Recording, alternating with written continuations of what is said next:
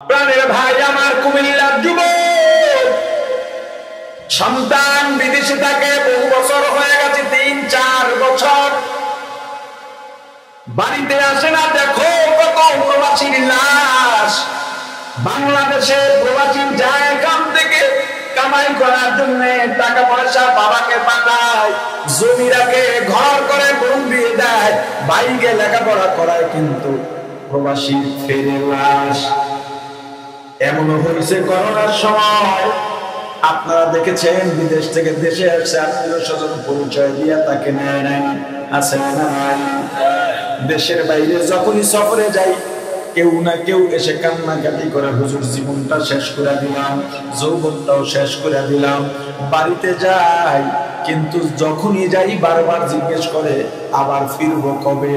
কেউ বলে না কয়টা দিন থেকে যা, সবাই শুধু আমার থেকে চায় আর চায়, আমাকে কেউ খেয়াল করে না। কার জন্য পাগল হইছ? 4-5 বছর বিদেশের মধ্যে থাকে, মা বাবা হয়রান পেরেশান, সন্তান ঈদ কর আমাদের সঙ্গে। সন্তান 4 বছর পর ফোন দিয়া বলে, বাবা এবার আমি রমজানের ঈদ তোমাদের সঙ্গে কুমিল্লায় গিয়া করব। মাও খুশি, বাবাও খুশি। বাবা বন্ধু বান্ধবের সঙ্গে গল্প করে বেড়ায়, আমার সন্তান এবার আমার সঙ্গে ঈদ করবে, এর চাইতে বড় আর কিছু নাই। কিছু বাজারও নাকি সাথে নিয়ে আসবে। মা বান্ধবীর সঙ্গে গল্প করে আর আনন্দ প্রকাশ করে। 4 বছর পর্যন্ত সন্তানকে দেখি না। আমি এই ঈদের সন্তানকে নিয়ে এক ফ্রেন্ডে নাস্তা করব।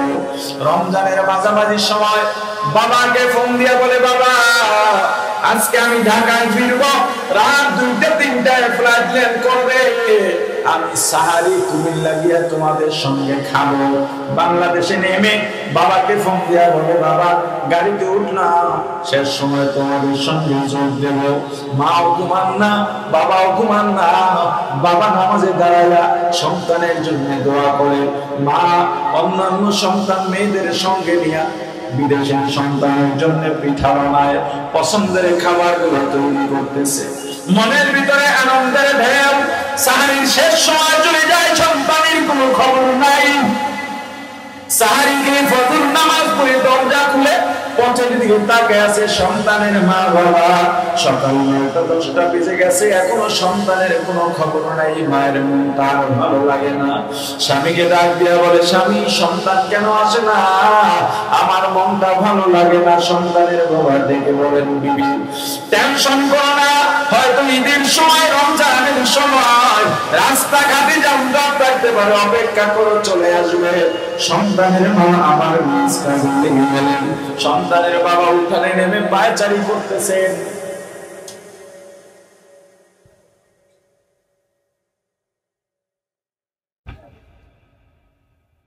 সন্তানের বাবা উঠানের মধ্যে পায়চারি করতেছেন। হঠাৎ করে দেখেন 11টা-12টার দিকে ফোনের মধ্যে রিং বেজে উঠছে। সন্তানের ফোন নাম্বার থেকে আনন্দের সঙ্গে ফোনটা তুলে সালাম দিচ্ছে। অপর প্রান্ত থেকে সালামের জবাব দিয়া বলে, আপনি কে? সন্তানের বাবা বলে, তুমি কে? তোমার কণ্ঠ তো আমার ছেলের মতো না, এটা তো আমার ছেলের মোবাইল। অপর প্রান্ত থেকে ডেকে বলে, ও মোবাইল ওয়ালার বাবা, এই মোবাইল যদি আপনার সন্তানের হয়, দেরি করুন না। আপনার সন্তান যেই গাড়িতে কুমিল্লার উদ্দেশ্যে রওনা দিয়েছে, ওই গাড়িটা গন্তব্যে পৌঁছার আগেই খাদে পড়ে অনেকগুলো মানুষ মারা গেছে। রাস্তার পাশে অনেকগুলো লাশ সাদা কাপড় দিয়ে ঢাকা আছে। শনাক্ত করে দেখেন আপনার সন্তান আছে কিনা। অনেকগুলো যুবক আছে, শনাক্ত করে নিয়ে যান, পুলিশ এখানে আছে। মোবাইলটা আমি রাস্তায় পাইয়া মোবাইলটা খুলতেই আপনাকে প্রথম কলে থেকে ফোন দিয়ে নিশ্চিত হইলাম। বাবা একটা দৌড় দিছে, সন্তানের মা জানালা থেকে তাকায় দেখে স্বামী আনন্দে ডাক দিছে, মেয়েদেরকে তোমাকে কোথায় তাড়াতাড়ি আয়, তোদের ভাই বুঝি কাছাকাছি জায়গায় এসে গেছে। নতুন চাদর বিছায়, বালিশের কভারটা লাগা, শীতের দিন গরম পানি বসা, সফর করে ফিরে গোসল করলে শরীরটা ভালো লাগবে। বাবা বললে এক সিরিজ পানি দিয়া দেখে অনেকগুলো লাশ সাদা কাপড় দিয়া ঢাকা।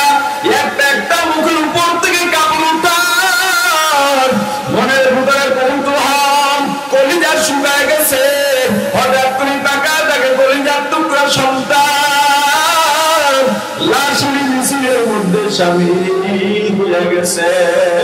সন্তানকে তাক ধরে মাথাটা বুকের সাথে লাগায়া ডাক দিছে, ওরে বাবা বাজার তো পৌঁছাইলে তুই কেন বাড়ি ফিরলি না? 4টা বছর তোর অপেক্ষায় ছিলাম, একটু সামনাসামনি বাবা বলে ডাক দিবি সন্তান। আমি পুরুষ মানুষ, নিজেকে ধৈর্য ধারণ করে রাখতে পারবো, আমার ব্যাপারটা আমার বুকের ভিতরে লুকিয়ে রাখতে পারবো, কিন্তু তোর মাকে কি জবাব দেবো বলরে বাবা? তোর মায়ের চোখের নিচে কালো দাগ পড়ে গেছে তোর জন্য কান্না করতে করতে। তুই যেদিন বিদায় নিয়ে প্রবাসে চলে গেলি, তোর বাবা তোর মা বাড়ির দরজায় গাছের আড়ালে দাঁড়াইয়া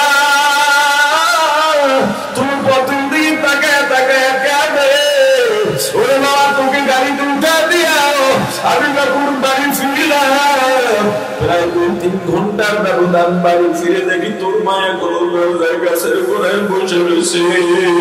দেখলাম তুই চোখ দিয়ে পানি পড়তেছে, আমি তোর মায়ের হাত ধরে ঘরে দিয়ে গেলাম। তোর মা জড়ায় ধরে কাঁদে আর বলে, ও স্বামী গো, আমার ছেলে আমাকে ছেলে এত দূরে চলে যাবে, কেমনি থাকবে? আমি বললাম তোমার সন্তান বড় হয়ে গেছে, থাকতে পারবে। তোমার জবাব দিয়ে বলে, আমার সন্তান থাকতে পারলেও আমি সন্তানকে ছাড়া থাকতে পারব না। এ বাবার কত রাত, আমি বাবা গভীর রাতে দেখি বিছানা খালি, তোর মা আমার পাশে না। খুঁজতে খুঁজতে গিয়া দেখি দরজাটা খোলা, তোর মা দরজা খুলে রাতের অন্ধকারে বাইরে গিয়া অনুমান করে তোর পথের দিকে তাকাইয়া তাকাইয়া কাঁদে। কত রাত তোর জন্য নামাজ পড়তে পড়তে রাতটা নির্ঘুম কাটায় দিছে, কত রাত তোর জন্য দোয়া করতে করতে তেলাওয়াত করতে করতে রাতটা নির্ঘুম কাটাইছি বাবা। 4টা বছরে 8টা ঈদ বাড়িতে আসলে সবার জন্য আমি ঈদের বাজার করছি, তোর বাবার জন্য তোর মায়ের জন্য বাজার করছি, নতুন শাড়ি গহনা কত কি কিনে দিলাম। সবাই সেজে গুজে ঈদের নামাজে চলে গেলাম, তোর বোনেরাও সেজেছে বুঝেছে, কিন্তু আমি নামাজ থেকে ফিরে দেখি খাটের উপরে তোর মায়ের নতুন শাড়ি পরে আছে, গহনাও পরে আছে। আমি তোর মাকে খুঁজতে লাগলাম, মাঝের ঘরেও নাই, সামনের ঘরেও নাই, পিছনের ঘরেও নাই। খুঁজতে খুঁজতে গিয়ে দেখি কিচেন রুমে পাকের ঘরে তোর মায়ের রাস্তা বানাই, আর 2 চক্ষু দিয়া পানি টপ টপ করে গাল বাইয়া বাইয়া পড়ে। আমি ডাক দিলাম, ও বিবি, দিন আনন্দের দিন, তুমি এই দিনে আনন্দের দিনে কেন কাঁদো? তোর বাবাকে জড়াতে চিৎকার দিয়া বলে, স্বামী আমি আমার সন্তানকে গতকালকে ফোন দিয়েছিলাম, গতকাল ঈদ হয়ে গেছে, আমি ফোন দিয়ে জানতে চাইলাম, ও বাবা তোমার ঈদ কেমন কাটে? আমার সন্তান বলে, মাগো এই তো রাস্তা বানাইতেছি, এখন ঘুরতে বের হবো, কিন্তু আমি পাশে হাতুড়ির আওয়াজ পাইছি, আমি বুঝছি আমার সন্তান আজকেও ছুটি পায় না, এদের আনন্দ করতে পারে নাই। আমাকে বুঝাবার জন্য এটা বলেছে, সান্ত্বনা দেওয়ার জন্য। আবার যে সন্তান ঈদের দিনেও কাজ করতে পারে না, নিজের আনন্দ করতে পারে না, ওই ঈদের দিনের শ্রমের টাকা দিয়ে আমি মা সন্তানকে লেখাপড়া করাইলাম, মেয়ে বিয়ে দিলাম, আমার ঘরের ফার্নিচার কিনলাম, ওই সন্তানের জন্য, ওই সন্তানের কষ্ট দেখে আমি মা ঈদের দিনে ঈদ করতে পারি না। কিন্তু সন্তানের বাবা সন্তানকে অ্যাম্বুলেন্সে উঠাইয়া বাড়ির দিকে রওনা দিছে। মা চিন্তা করলে এত দেরি হয় কেন, ঘর থেকে বের হইয়া বাড়ির দরজায় গিয়ে দাঁড়াইছে, আড়াল দিয়া তাকায়, হঠাৎ তাকায় দেখ একটা গাড়ি আইতেছে। মায়ের সে কি আনন্দ, একটা দৌড় দিয়া ঘরে গেছে, মেয়ে তোর ওই ফুলের মালা নিয়ে আয়, ফুলের তোরা নিয়ে আয়। লাল গাড়ি চালিয়েছে, তোদের ভাই গাড়ি নিয়ে চলে আসে। বাড়ির দরজা দিয়ে অ্যাম্বুলেন্স যখন হুইসেল দিয়া ঢোকে, মা একটা চিৎকার দিয়া বাইরে পুরে ডাক দিছে, কপাল পুরোটা এই মরণের গাড়ি আমার বাড়ি কেন? গাড়ির দরজা খুলে টাকা দেখে কলিজার টুকরা সন্তান রক্তাক্ত অবস্থায় ছেলের মধ্যে পড়েছে। আলহামদুলিল্লাহ আলহামদুলিল্লাহি ওয়া কাফা ওয়া সালামুন আলা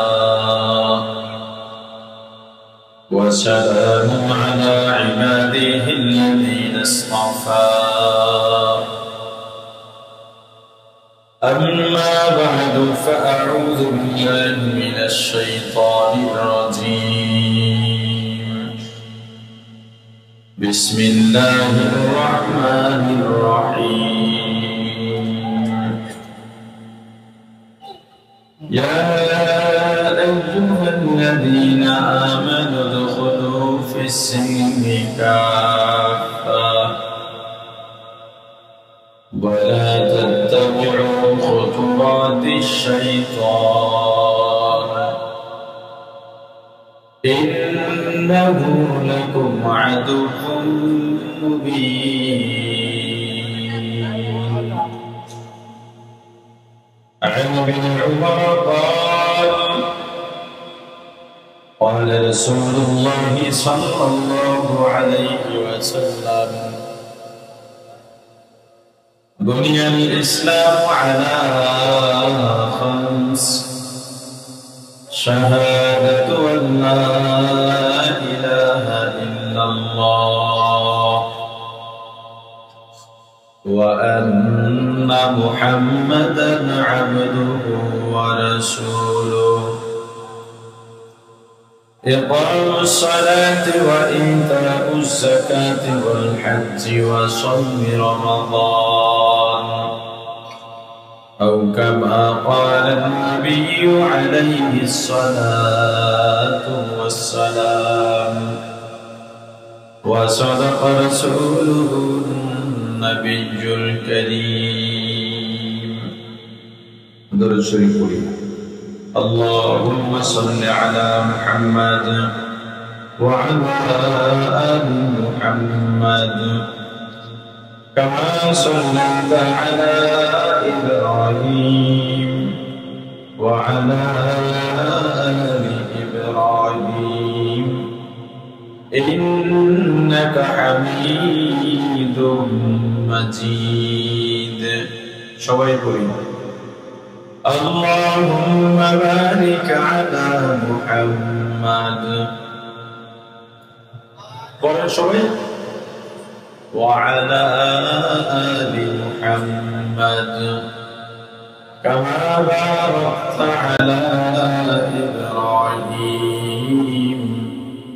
وعلى آل إبراهيم إنك حميد مجيد.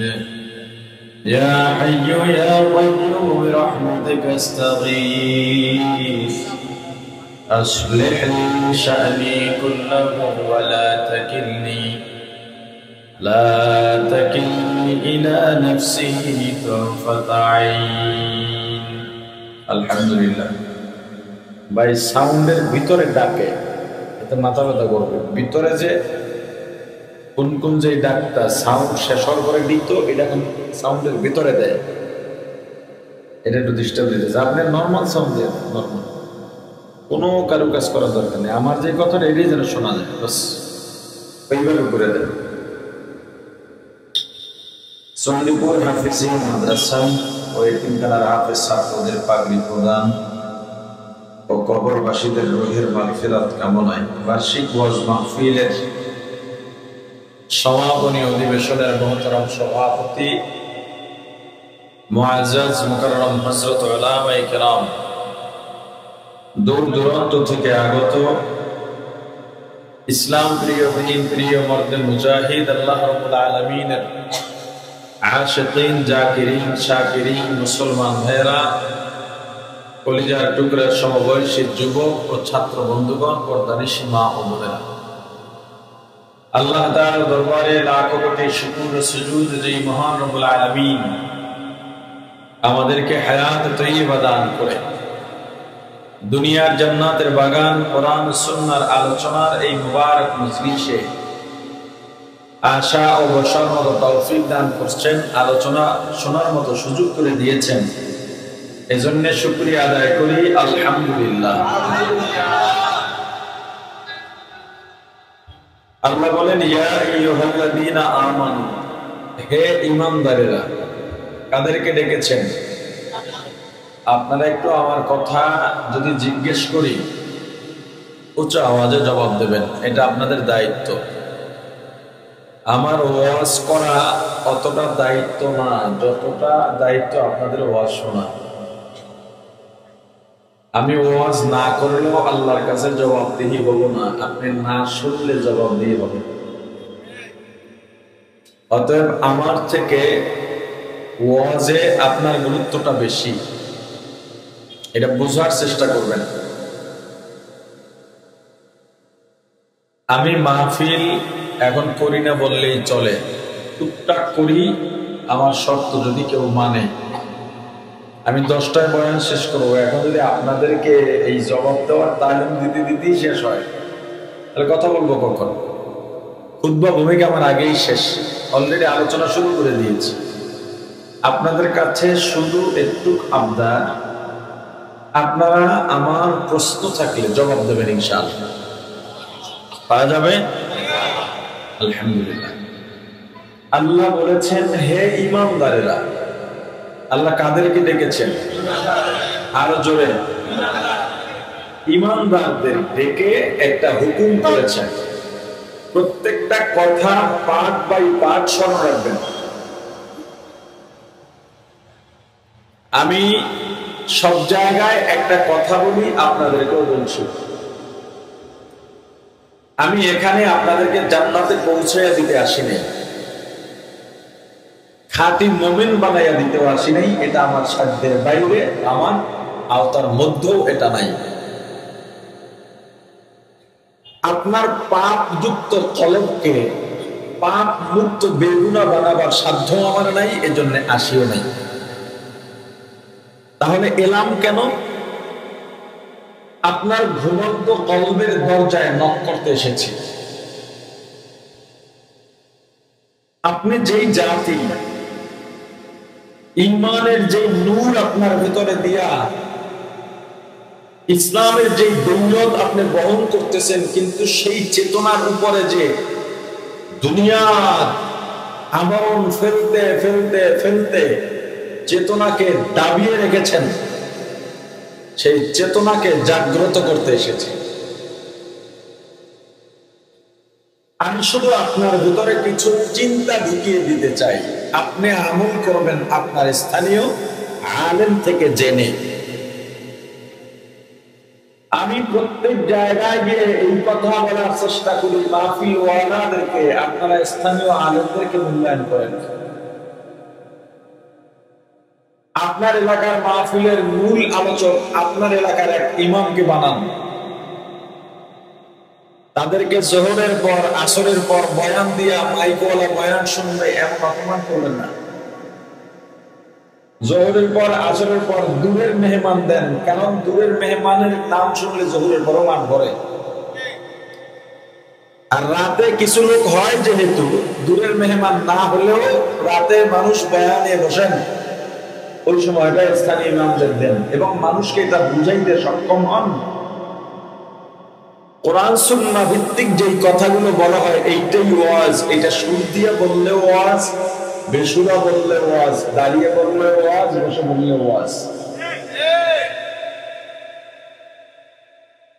দেখবেন ওয়াজের দ্বারা কখন ফায়দা হবে। এই সংস্কারগুলো হোক, বাইরের মাইকগুলোর সাউন্ড কমিয়ে চালান, পারলে বন্ধ করে দেন, দরকার নাই বাইরের মাইক। যদি বন্ধ করতে নাই পারেন সাউন্ড কমাবেন, মানুষের বিরক্তের কারণ যেন না হয়। আপনাদের বাইরের সাউন্ড কমানো না বাড়ানো? কমান না কেন এখনো? এত দরকার নেই। যারা বয়ানে আসবে না দূরে দূরে মাইক দিয়ে তাদেরকে বয়ান শোনাতে হবে, দরকার নেই। আশপাশে বহু নিরীহ মানুষ আছে, ঘরে বহু শিশু আছে, মহিলাদের কাছে ছোট শিশু ঘুম পাড়ানো যুদ্ধের সভা। আপনার মাইকের সাউন্ডের কারণে যদি এই সন্তান ঘুম পাড়াইতে না পারে, ওই মহিলারা দোয়া করে না, দোয়া করে। রোগী অনেক বৃদ্ধ থাকে, অনেক রোগী থাকে, তাদের কষ্ট পায়। অনেকে মোবাইলে কথা বলতে চায়, পারে না মাইকের সাউন্ডে, কথা বোঝায় না। সাউন্ড দেবেন অল্প, যাতে তাদেরও ডিস্টার্ব না হয়। কেউ বয়ান শুনতে চাইলে শুনতে পারে, অতিরিক্ত সাউন্ডের দরকার নেই। রাত 10টা কেন? আমি তো বলি এশার পরে বয়ান করাই ঠিক না শরীয়ত অনুযায়ী। তবুও যদি নিতে চান, একটা টাইম 10টা পর্যন্ত হলে একটা মানুষ ঘরে গিয়ে ঘুমোতে ঘুমোতে খাওয়া দাওয়া 11টা বেজে যায়, ফজরে সুন্দরভাবে উঠতে পারবে, পরদিন কাজেও যেতে পারবে।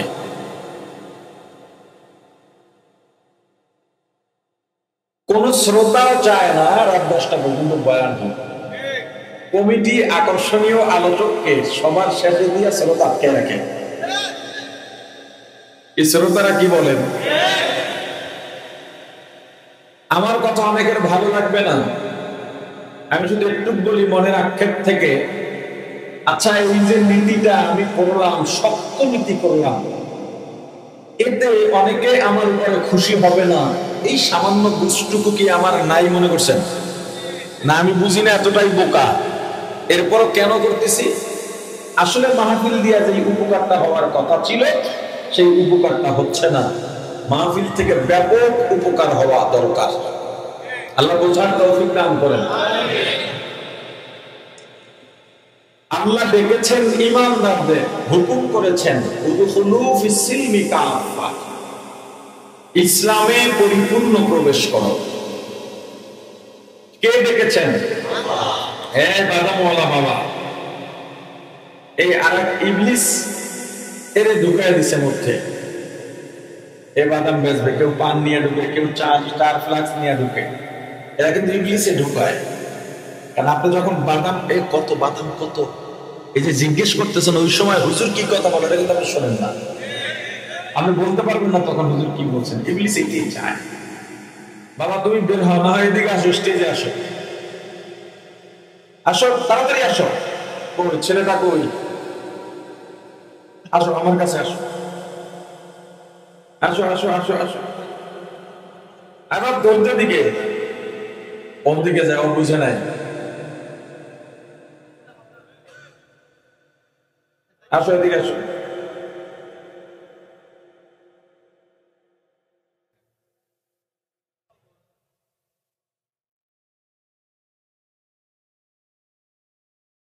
তোর বিপদ থেকে আগে বাঁচিয়ে এদিকে আয়।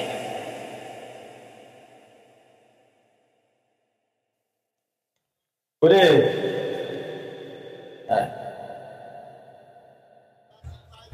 আমি কয় প্যাকেট আছে সামনে? আমার দেখতে হবে তো। হ্যাঁ, ওয়ালাইকুম আসসালাম। কত করে প্যাকেট? কয় প্যাকেট আছে? গোল হিসাবে ভুল করবি না।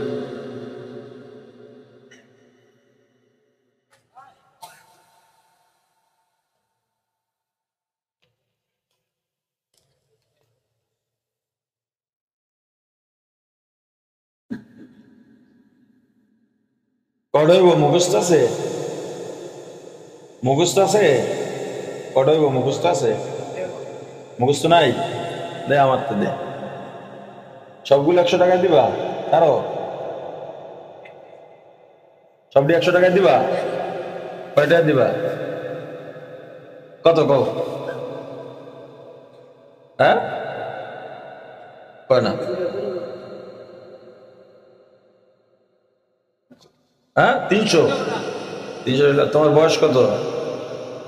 তোমার আব্বা করে কি? হ্যাঁ, নাই? ও, 300 টাকা চাইছে, বুঝছেন? এখানে মাদ্রাসা আছে, ছাত্রদেরকে দিয়ে দিয়ে দাও, তোমার 1000 টাকা দিয়ে দিলাম, যাও গিয়ে বয়ান শোনো, গিয়ে বয়ান শোনো, যাও। ঠিক আছে, বাদ নাই। পারলে এখানে মাদ্রাসা হলে ছেলেটার খোঁজ খবর নিয়ে লেখাপড়ার দায়িত্ব নেই। এদের এখন কাজ করার সময় না, লেখাপড়ার সময়।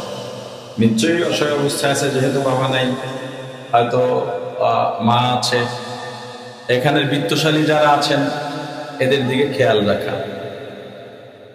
আচ্ছা, আল্লাহ ডেকেছেন কাদেরকে? জোরে বলেন না।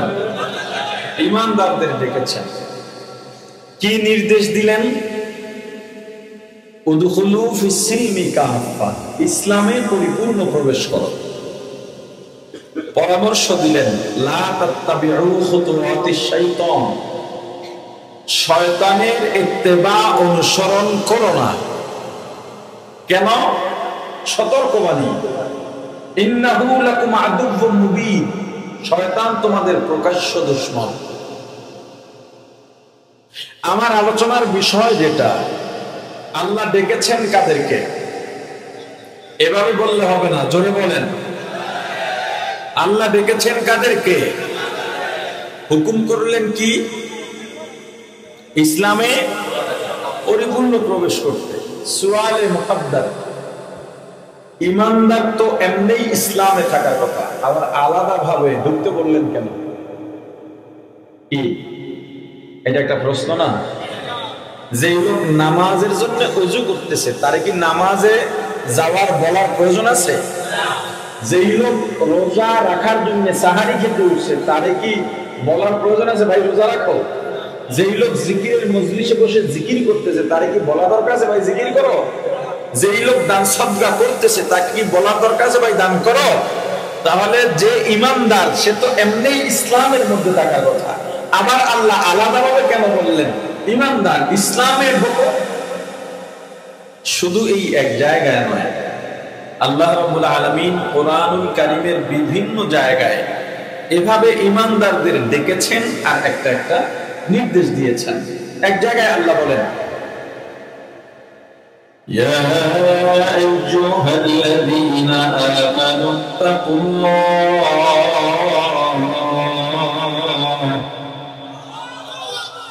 হে ঈমানদারেরা আল্লাহকে ভয় করো।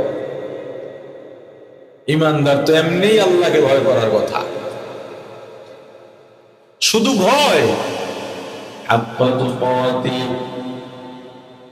যেভাবে ভয় করলে ভয়কে ভয় বলা হয়, ওইভাবে ভয় করার মতো ভয় করো। আপনি বললেন আমি বাবাকে ভয় পাই, শিক্ষককে ভয় পাই, পুলিশকে ভয় পাই,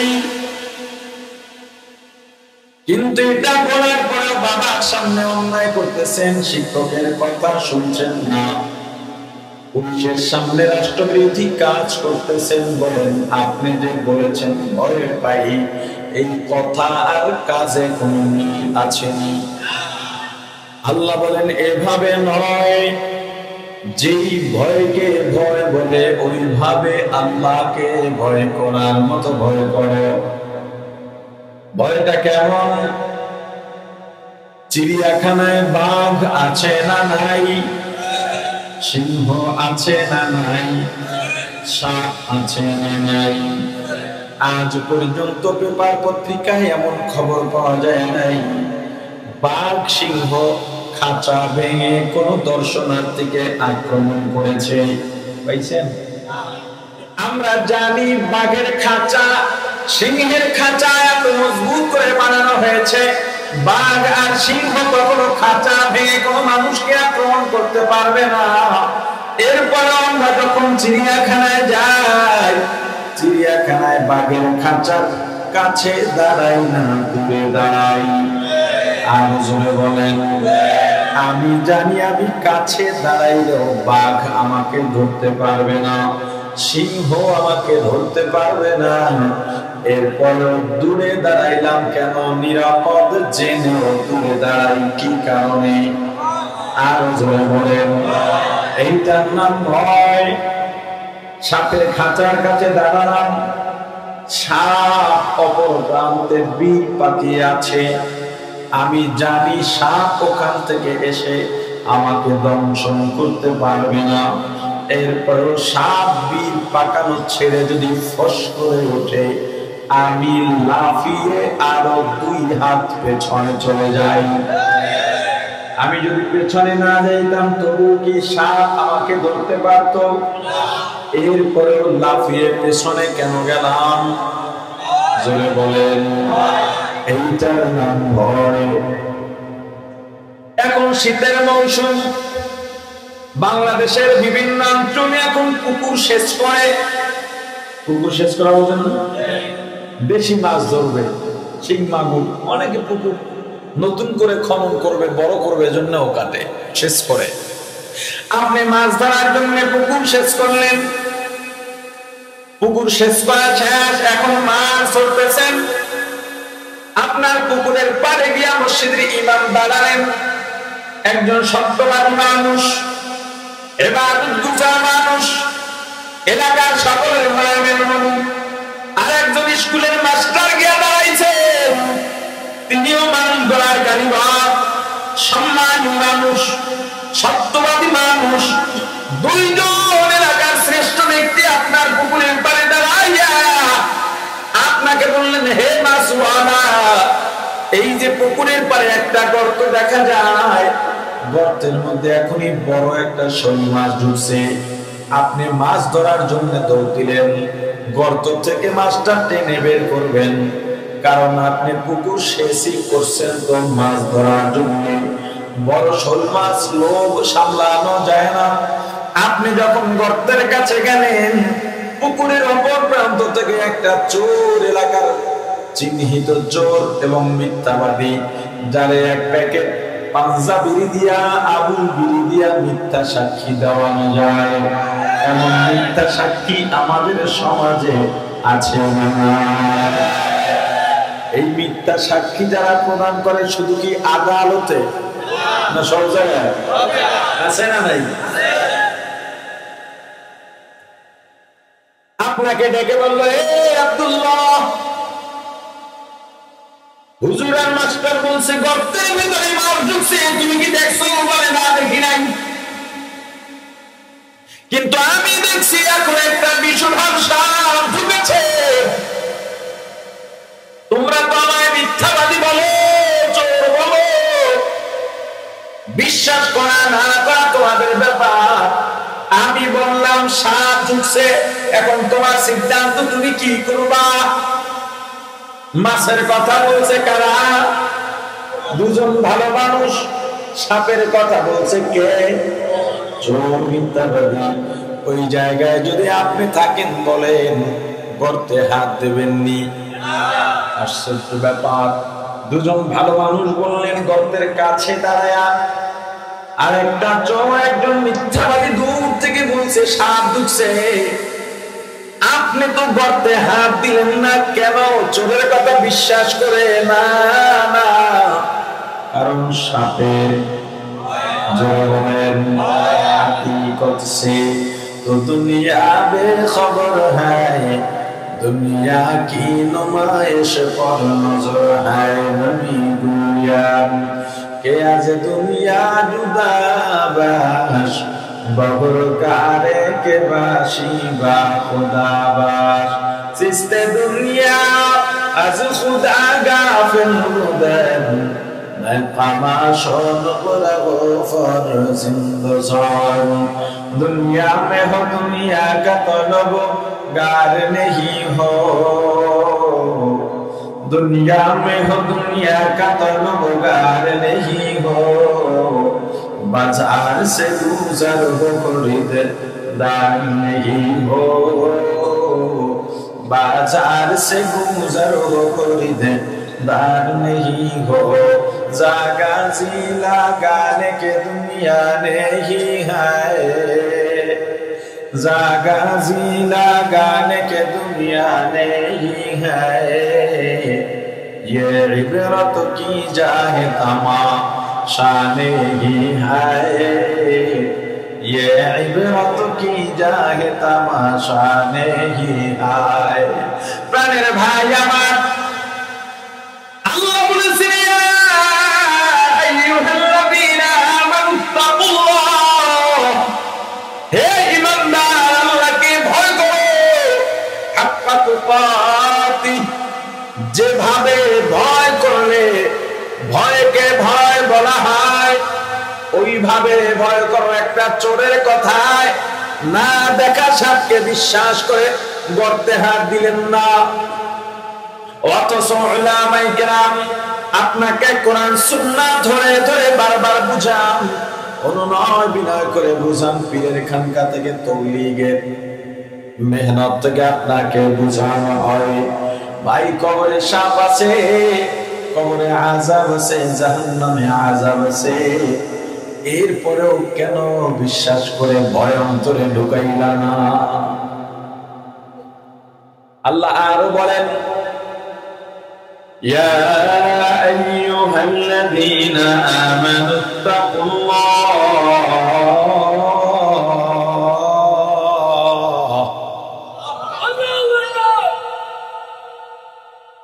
লা তামুতুন্না ইল্লা ওয়া আনতুম মুসলিমুন।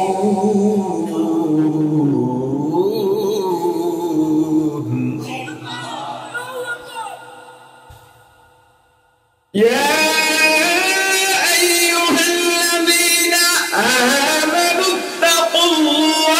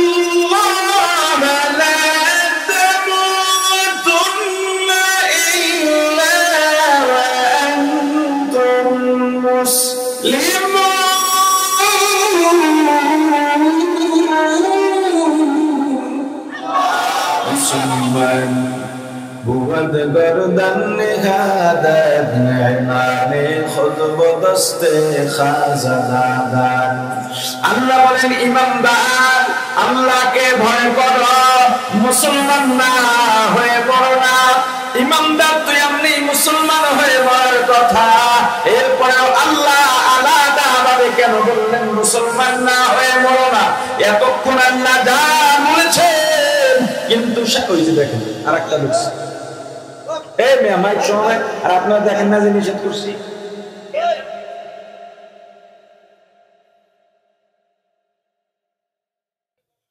এরকম কোরআনুল কারীমে আল্লাহ বিভিন্ন জায়গায় বলেছেন, ইমানদারকে ডেকেছেন আর এক একটা হুকুম করেছেন, কিন্তু এবার দেখেন আল্লাহ কি বলেন, ইয়া আইয়ুহাল্লাযীনা আমানু আমিনু, হে ইমানদারেরা ঈমান আনো। ইমানদারকে কি বলছেন? জোরে বলেন। এটা আজীব কথা, ইমানদারকে কেন ঈমান আনতে বললেন? বোঝা গেল এতক্ষণ যে ইমানদারদের আল্লাহ ডেকেছেন, সেই ইমানদারদের ঈমানে কিছু ভেজাল আছে। কথা বলে না? ইমানদারদের ঈমানে কি আছে? ভেজাল আছে। ইমানদার ঈমানকে মজবুত বানাও, যে কোনো সময় ইসলাম বিদ্বেষীদের বিরুদ্ধে দাঁড়িয়ে যেতে হবে। চতুর্মুখী ষড়যন্ত্র শুরু হয়েছে, বিশেষ করে যাদেরকে এত বছর বন্ধু রাষ্ট্র বলে আমাদেরকে গেলানোর চেষ্টা করা হয়েছিল, তারা এখন চতুর্মুখী ষড়যন্ত্রে লিপ্ত হয়েছে বাংলাদেশকে গ্রাস করার জন্য। এক মলম সাংবাদিক আছে, কিলম সাংবাদিক, কথা কয় না? কোথার কোথার? হ্যাঁ, সবাই জানে। পোলাবান তো ফেসবুক চালায় না, সব কি করে, আছে না নাই? এখন এসে বলতেছে বাংলাদেশ থাকবে না, থাকবে না বাংলাদেশ। কি রে পোলাবান, সিরিয়াস না? এখন চিল্লানোর সময়, সত্যের পক্ষে চিল্লাতে হবে। এত বছর জবান বন্ধ করে রাখা হয়েছিল, এবার ইসলামের পক্ষে চিল্লাতে হবে, দেশের পক্ষে চিল্লাতে হবে, দিনের পক্ষে চিল্লাতে হবে, ভারতের বিরুদ্ধে ঐক্যবদ্ধভাবে চিল্লাতে হবে।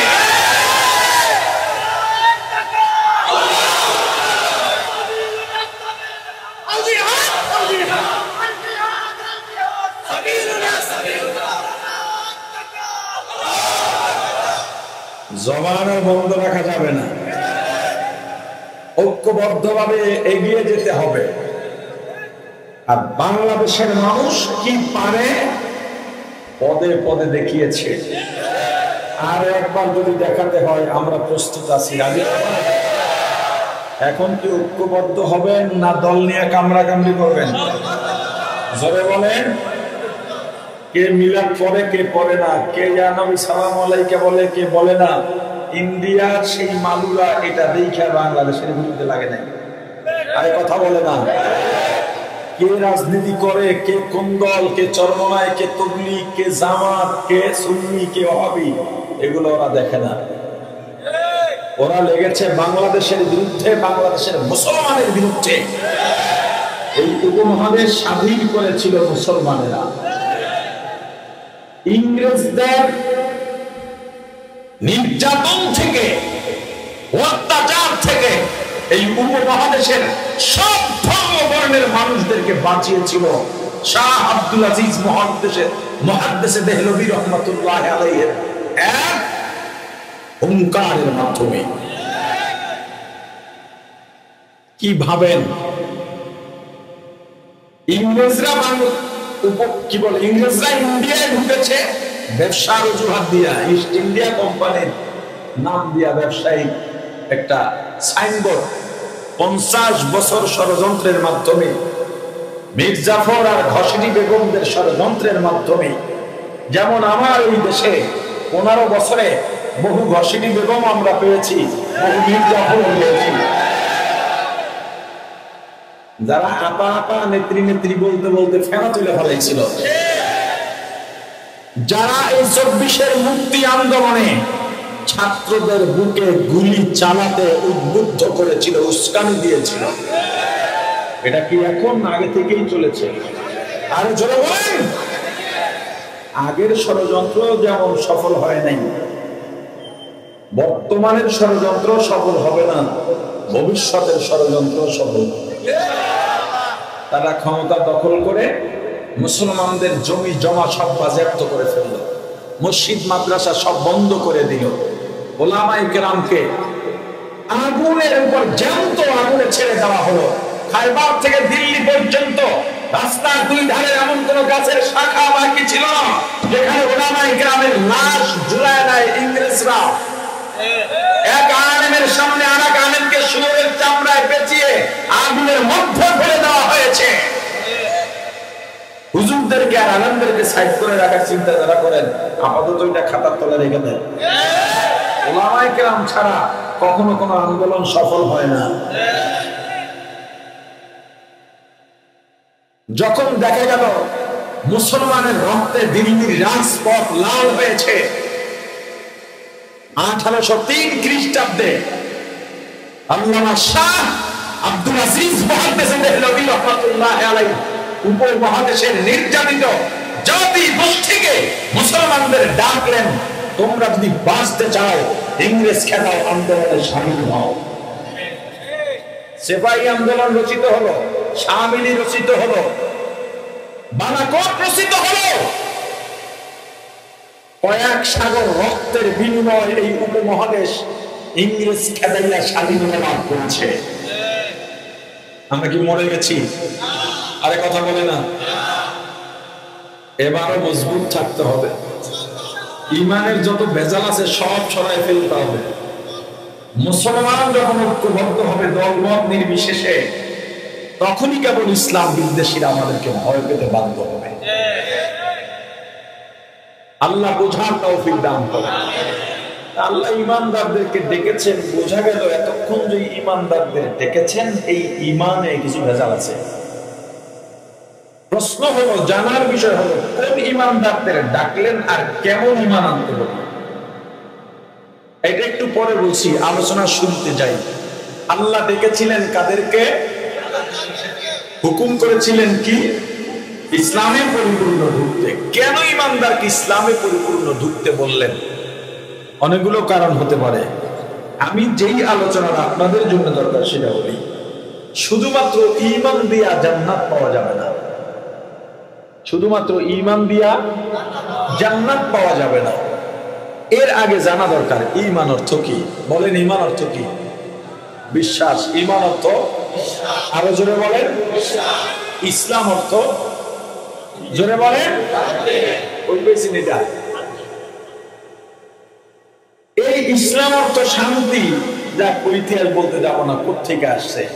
ইসলাম অর্থ শান্তি নয়, ইসলাম অর্থ আত্মসমর্পণ করা, নত হওয়া, নিজেকে মিটাইয়া দেওয়া।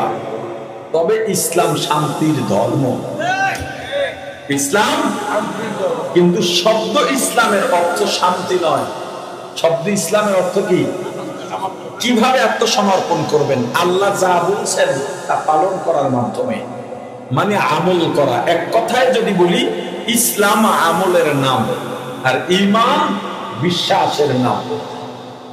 আপনি বিশ্বাস করলেন মাথায় টুপি দেওয়া সুন্নাত, টুপির ইমানদার হয়ে গেছেন। কিন্তু সুন্নাত যদি আদায় করতে চান, সওয়াব পাইতে চান, জান্নাতে যাইতে চান, টুপি মাথায় দিয়ে টুপির আমল করে টুপির মুসলমান হওয়া লাগবে। আপনি বিশ্বাস করলেন নামাজ পড়া ফরজ, আপনি নামাজের ইমানদার হয়ে গেছেন। শুধুমাত্র নামাজের ঈমান দিয়া জান্নাত পাওয়া যাবে না। যদি জান্নাত পাইতে চান, নামাজ আদায় করে, নামাজের আমল করে, নামাজের মুসলমান হওয়া লাগবে। অর্থাৎ আপনি আমি যা জানি তা আমল করা লাগবে, আর বিকল্প নাই। এই আয়াতের শানে নুজুল রাসূলের এক সাহাবী হযরত আব্দুল্লাহ ইবনে সালাম রাদিয়াল্লাহু তাআলা আনহু ইসলাম কবুল করার পর ইসলামের সমস্ত বিধি বিধান মানতেছেন। শুধুমাত্র উটের গোশত খাইতেন না, কারণ মুসলমান হওয়ার আগে যেই ধর্মে ছিলেন ওই ধর্মে উটের গোশত ঘৃণিত ছিল। সেই ঘৃণাটা এখনো রয়ে গেছে। এই ছোট্ট বিষয়টাও আল্লাহর কাছে পছন্দ হয় নাই। আল্লাহ জানায় দিলেন, হে আব্দুল্লাহ ইবনে সালাম, ঈমান যেহেতু এনেছো, ইসলামে পরিপূর্ণ ঢোকো, অর্থাৎ উটের গোশত খাও। এখন আপনার প্রশ্ন থাকতে পারে, আমরা তো অনেকে গরুর গোশত খাই না, আমাদের কি খাওয়া বাধ্যতামূলক নাকি? না, আপনার আমার জন্য বাধ্যতামূলক না। তবে কোন হিন্দু যদি মুসলমান হয়, তাকে গরুর গোশত খেতেই হবে। কারণ হিন্দু গরুর গোশত খায় না কেন? গরুকে দেবতা মনে করে। আপনি আমি গরুর গোশত খাই না কেন? হয়তো ডাক্তার নিষেধ করেছে, অথবা অ্যালার্জি আছে, এজন্য খাই না। এরপরেও কোরবানিতে পাইলে তো ছাড়িও না। কিন্তু হিন্দু মুসলমান হওয়ার পরে গরুর গোশত খাওয়া লাগবে। খাইয়া তাকে প্রমাণ করতে হবে ইসলামের হালালকে হালাল শুধু জানছি তাই না, হালাল মানছি। প্রাণের ভাই আমার, আল্লাহ ইমানদারকে ঈমান আনতে কেন বলেছেন? দেখেন, আল্লাহ এদিকে বলেছেন ইমানদার ইসলামে পরিপূর্ণ প্রবেশ করা। পরিপূর্ণ প্রবেশ করলে কি হয়? দুইটা লাভ। কয়টা জোরে বলেন? এক নম্বরে দুনিয়ার শান্তি পাওয়া যায়, দুই নম্বরে পরকালীন মুক্তি পাওয়া যায়। আপনার প্রশ্ন, এতক্ষণে সংক্ষিপ্ত আলোচনায় বুঝলাম ইসলামের মধ্যে পরিপূর্ণ ঢোকা দরকার। তবে ইসলাম চিনব কিভাবে? ইসলামে ঢুকতে বলেছেন আল্লাহ, ইসলামের পরিচয় দিয়েছেন মুহাম্মাদুর রাসূলুল্লাহ। ইসলামের পরিচয় দিয়ে আমার রাসূল বলেন কোরআন নবী সাল্লাল্লাহু আলাইহি ওয়াসাল্লাম বুনিয়াল ইসলামু আলা খামসিন, ইসলাম পাঁচটা জিনিসে পরিপূর্ণ হয়। ইসলামের ভিত্তি পাঁচটা, ইসলামের বিনা পাঁচটা। ইসলামের ঘর কয়টা খুঁটির উপরে দাঁড়িয়ে আছে? আর জোরে এক নম্বরে দুইটা সাক্ষী। এক নম্বর কতক্ষণ? এক নম্বর দুইটা সাক্ষীর এক নম্বর সাক্ষী শাহাদাতু আল্লাহ ইলাহা ইল্লাল্লাহ, তাওহীদের সাক্ষী দেওয়া, আল্লাহ ছাড়া কোনো মাবুদ নাই। কুল হুয়াল্লাহু আহাদ আল্লাহুস সামাদ লাম ইয়ালিদ ওয়া লাম ইউলাদ ওয়া লাম ইয়াকুল লাহু কুফুওয়ান আহাদ লা জিদ্দা ওয়া লা নিদ্দা ওয়া লা হাদ্দা বিমাওলা লা জিদ্দা ওয়া লা নিদ্দা ওয়া লা হাদ্দা বিমাওলা الآن كما كان ولن يبقى زوالا الآن كما كان ولن يبقى زوالا لا جد ولا جدة لا عم وخالا لا جد ولا جدة لا عم وخالا لا هيئ لا سورة لا شبه لمولا لا هيئ لا سورة لا شبه لمولا। প্রাণের ভাই আমার, আল্লাহর পরিচয় আল্লাহু আহাদ। আল্লাহ কয়জন? আওয়াজ দিয়া বলেন কয়জন? আল্লাহুস সামাদ, আল্লাহ বেপরোয়া বেনিয়াজ, আল্লাহ কারো কাছে মুখাপেক্ষী না, সারা দুনিয়া আল্লাহর কাছে ঠেকা। লাম ইয়ালিদ ওয়া লাম ইউলাদ, আল্লাহ কাউকে জন্ম দেন নাই, কারো থেকে জন্ম নেন নাই। লাম ইয়াকুল লাহু কুফুওয়ান আহাদ, আল্লাহর সমকক্ষ দুনিয়ায় কেউ নাই, আল্লাহর মতো দুনিয়ায় কেউ নাই, আল্লাহ দুনিয়ার কারো মতো নন। আল্লাহ দুনিয়ার সমস্ত দোষ ত্রুটি থেকে মুক্ত। দুই নাম্বার সাক্ষী ওয়া আন্না মুহাম্মাদান আবদুহু ওয়া রাসূলুহু, মুহাম্মাদুর রাসূলুল্লাহ সাল্লাল্লাহু আলাইহি ওয়াসাল্লাম আল্লাহর পাঠানো পয়গম্বর, রাসূল, সত্য নবী, শেষ নবী। দুই নম্বরে রিসালাতের সাক্ষী দেওয়া, নবীর পরে আর কোন নবী আসবে না, খাতামুন নবীন। এক নম্বরে তাওহীদ, দুই নম্বরে রিসালাতের সাক্ষী। এই দুইটা সাক্ষীকে একত্রে আপনি উচ্চারণ করতে পারেন, লা ইলাহা ইল্লাল্লাহু মুহাম্মাদুর রাসূলুল্লাহ। আর যদি সাক্ষী শব্দ সহ উচ্চারণ করতে চান সেক্ষেত্রে উচ্চারণ করতে পারেন আশহাদু আল্লা ইলাহা ইল্লাল্লাহু ওয়া আশহাদু আন্না মুহাম্মাদান আবদুহু ওয়া রাসূলুহু। এই দুইটা সাক্ষীকে একত্রে ঈমান বলে। কি বলে? জোরে বলেন, আওয়াজ দিয়ে বলেন, কি বলে? তাহলে ইসলাম বলছিলাম কয় জিনিসে পূর্ণ হয়? জোরে। এক নম্বরে কি দাঁড়ালো? ঈমান। কি? জোরে বলেন। ঈমান কি জিনিস এটাও জানা দরকার। ঈমান তিন জিনিসে পরিপূর্ণ হয়। এক নম্বরে ইকরার বিল লিসান, দুই নম্বরে তাসদীক বিল জিনান, তিন নম্বরে আমাল বিল আরকান।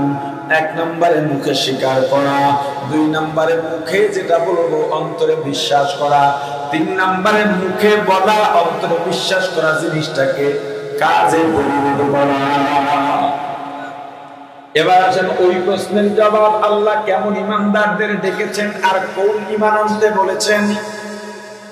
আল্লাহ ওই সব ইমানদারদের ডেকেছেন যারা চাপাবাজি করে, চাপাবাজি করে কিন্তু আমলে নাই। মুখে বলে আমাকে ভোট দেন, আমি এটা করে দিব, ওটা শুধু মুখে বলে, ভিতরে নাই।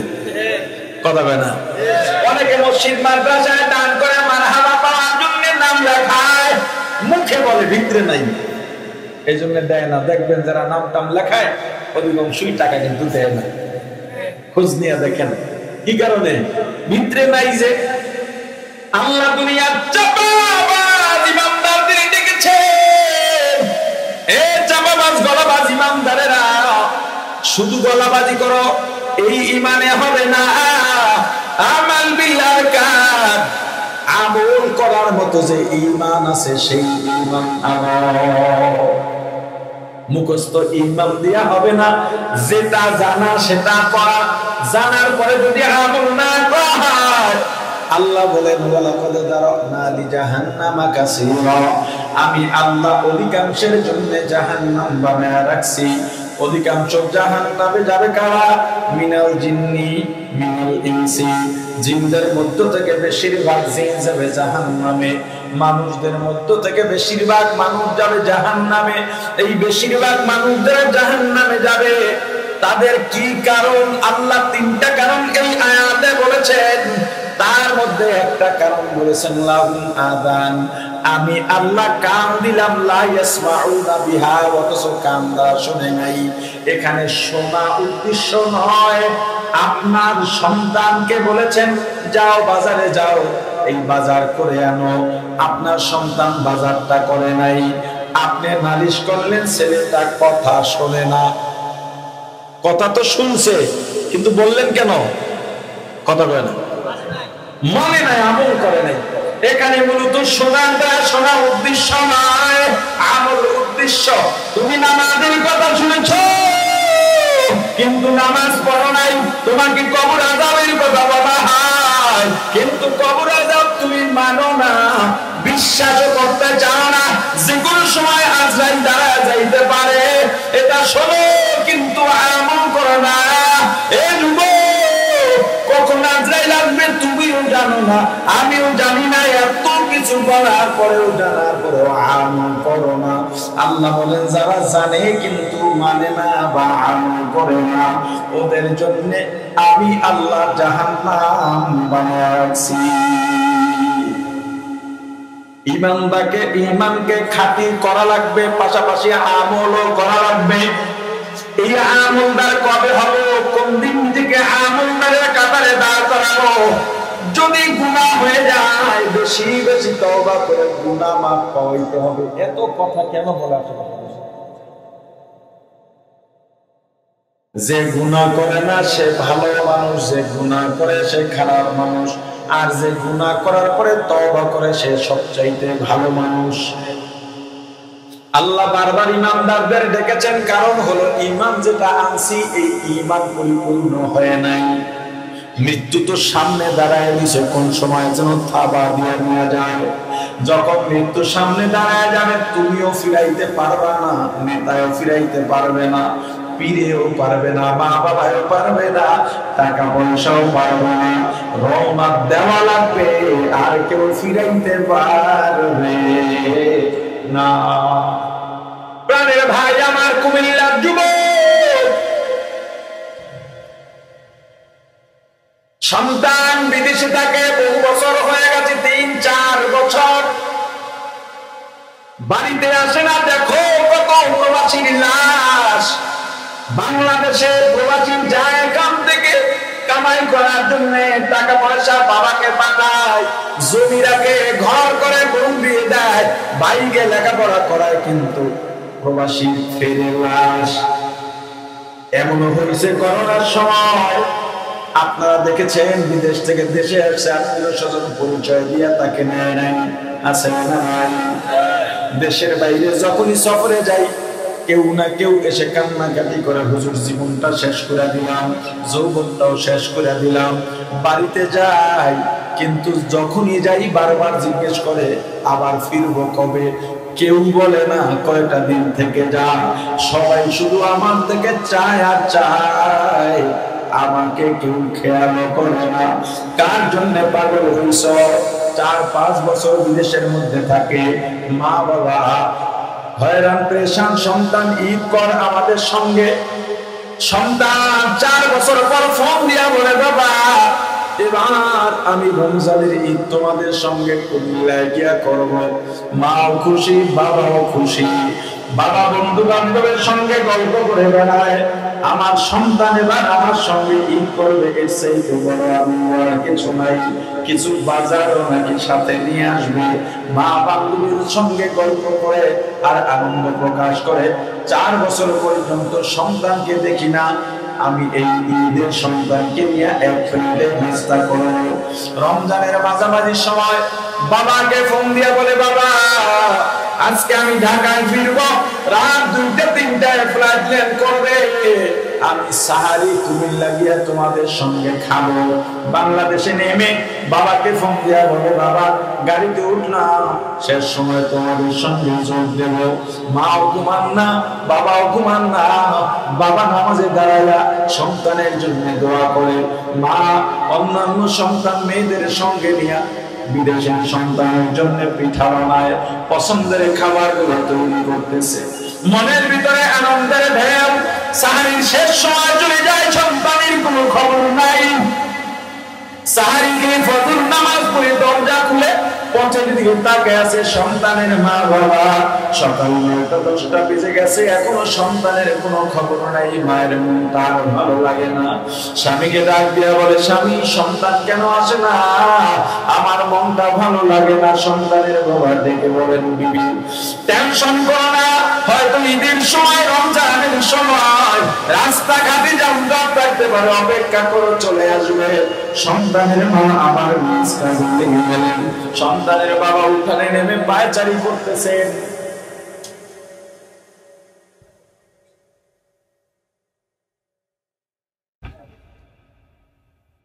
সন্তানের বাবা উঠানের মধ্যে পায়চারি করতেছেন। হঠাৎ করে দেখেন 11টা-12টার দিকে ফোনের মধ্যে রিং বেজে উঠছে। সন্তানের ফোন নাম্বার থেকে আনন্দের সঙ্গে ফোনটা তুলে সালাম দিচ্ছে। অপর প্রান্ত থেকে সালামের জবাব দিয়া বলে, আপনি কে? সন্তানের বাবা বলে, তুমি কে? তোমার কণ্ঠ তো আমার ছেলের মতো না, এটা তো আমার ছেলের মোবাইল। অপর প্রান্ত থেকে ডেকে বলে, ও মোবাইল ওয়ালার বাবা,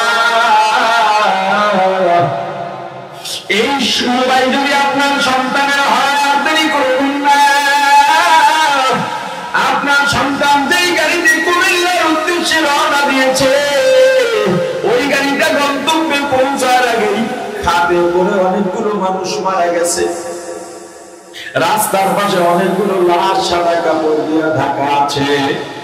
শনাক্ত করে দেখেন আপনার সন্তান আছে কিনা। অনেকগুলো যুবক আছে, শনাক্ত করে নিয়ে যান, পুলিশ এখানে আছে। মোবাইলটা আমি রাস্তায় পাইয়া মোবাইলটা খুলতেই আপনাকে প্রথম কলে থেকে ফোন দিয়ে নিশ্চিত হইলাম। বাবা একটা দৌড় দিছে, সন্তানের মা জানালা থেকে তাকায় দেখে স্বামীকে উড়ায়, আনন্দে ডাক দিছে, নিজেদেরকে তোমাকে কোথায় তাড়াতাড়ি আয়, তোদের ভাই বুঝি কাছাকাছি জায়গায় এসে গেছে।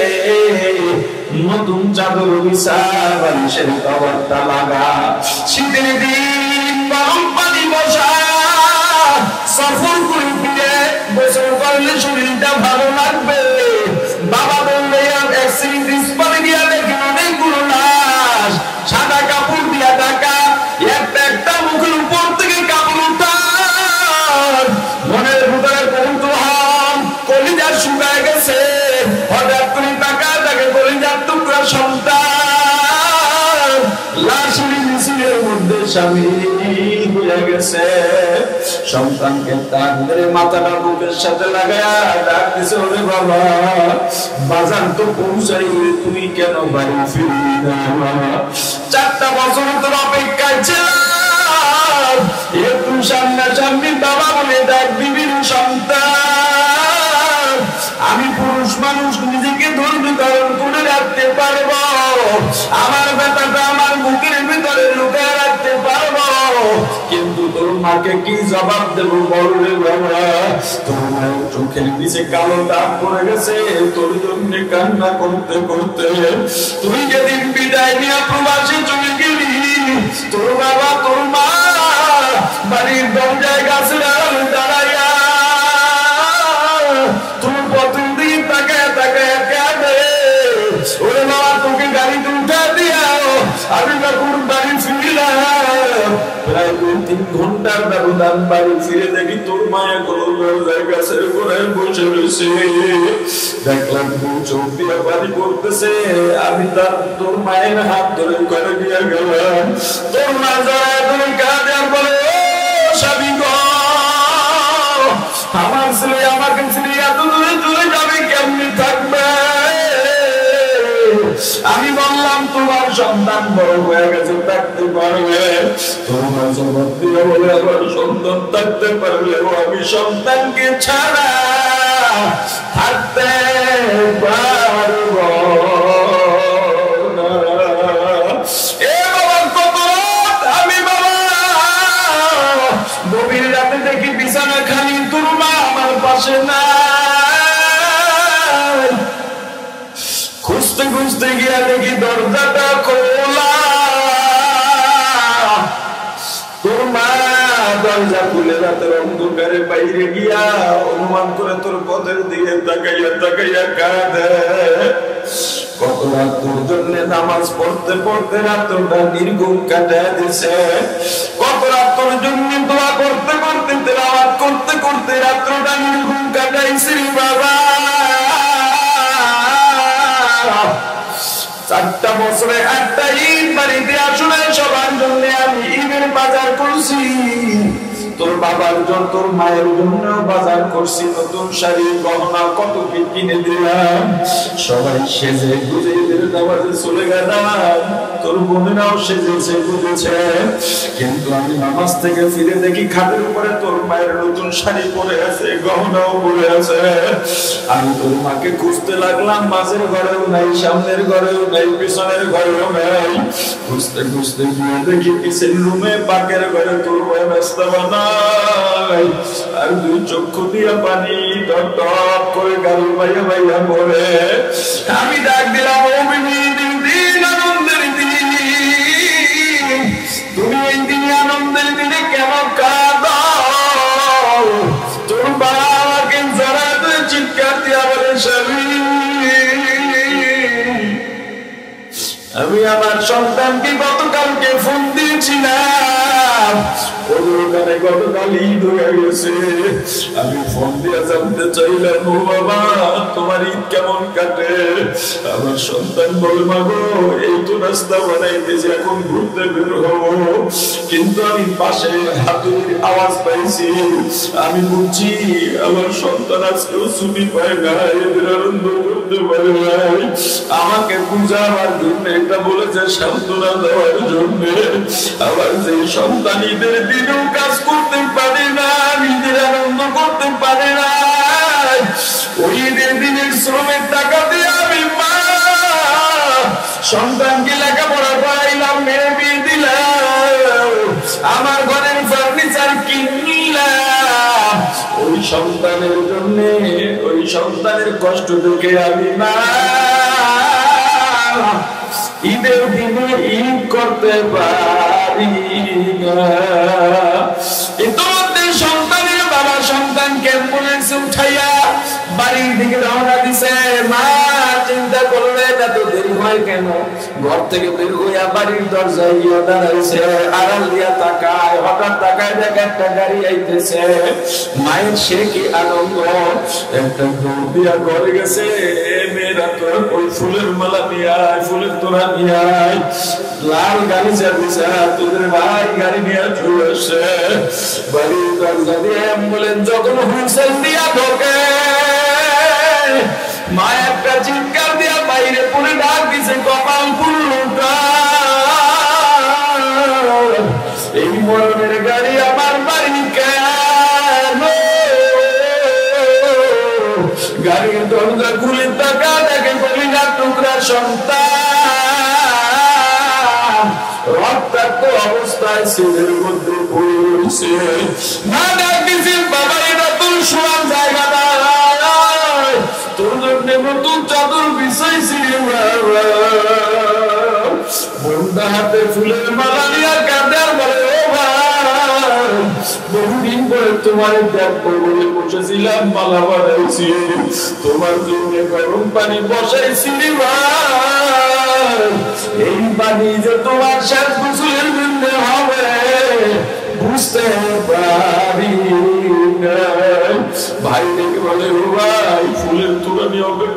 গেছি, তোমার টাকা দিয়ে লেখাপড়া করে আমি ইঞ্জিনিয়ার হয়ে গেছি, ডাক্তার হয়ে গেছি। আজকে তুমি লাশ হয়ে ফিরবা, বুঝতে পারি না। এই যুবক, বিধু বাবাজি, বিধু বাবাজি, বরদান বাবার, কোন দিন যেন মারা যাবো, আজকাল যেন কোন দিন সামনে দাঁড়াইয়া যায়। তোমারও খবর থাকবে না, আমারও খবর থাকবে না। আল্লাহ আমাদেরকে মাফ করে দেন, বলেন আমিন। মৃত্যুর আগে আমাদের ঈমান ও আমল দুরুস্ত করে দেন, বলেন আমিন। সবাইকে মিলেমিশে বসবাস করার তৌফিক দিয়ে দেন, বলেন আমিন। এই মাদ্রাসা আল্লাহ কিয়ামত পর্যন্ত কবুল করেন, বলেন আমিন। মাদ্রাসার যেখানে যা দরকার গায়বী মদদ দিয়া পূরণ করে দেন, বলেন আমিন। এখানে স্বেচ্ছাসেবক, দানকারী, শুভাকাঙ্ক্ষী কমিটি, ওয়াইজিনে কেরাম, অতিথিবৃন্দ, সভাপতি, এলাকার নারী পুরুষ সবাইকে কবুল করেন, বলেন আমিন। যতটুকু আলোচনা করেছি, আলোচনা যত ভুল আমার পক্ষ থেকে, যত ভালো আল্লাহর পক্ষ থেকে, আমার ভুলগুলো শুধরাইয়া আল্লাহর ভালোগুলো গ্রহণ করার তৌফিক দান করেন। সুবহানাল্লাহি ওয়া বিহামদিহি, সুবহানাকাল্লাহুম্মা ওয়া বিহামদিকা, আশহাদু আল লা ইলাহা ইল্লা আনতা, আস্তাগফিরুকা ওয়া আতুবু ইলাইক। আসসালামু আলাইকুম। মুফতি আব্দুল কাইয়ুম সাহেব ঢাকা থেকে আসছেন। আপনারা উঠছেন কেন? এখন পর্যন্ত আমিও তো উঠতে পারিনি। কেন উঠলেন বলেন? একজন মেহমান বসবেন, আপনারা এখন উঠে যাবেন। একজন ঢাকার মেহমান, কেন অপমান করবেন তাকে? বলেন, বসেন সবাই।